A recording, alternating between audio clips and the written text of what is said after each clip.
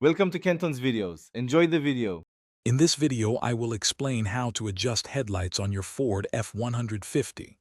First, gather your tools, including a Phillips head screwdriver and a measuring tape.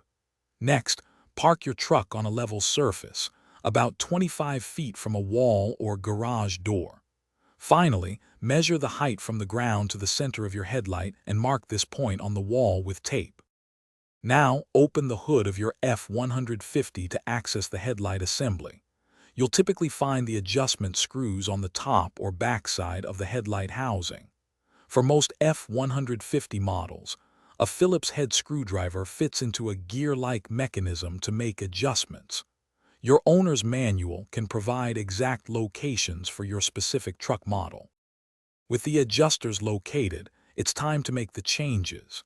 Use your Phillips head screwdriver to turn the vertical adjustment screw. Turning it clockwise usually raises the beam, while counterclockwise lowers it.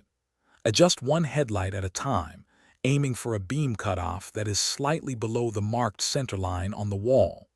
This ensures proper visibility without blinding oncoming drivers.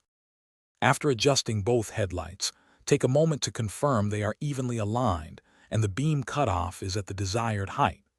The goal is a clear, consistent light pattern that illuminates the road effectively.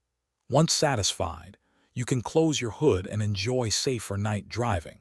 Remember to check the description below for a link to Little Trees, Black Ice, and other great deals. This simple adjustment makes a big difference for you and other drivers on the road. Thanks for watching. Consider subscribing if we helped you.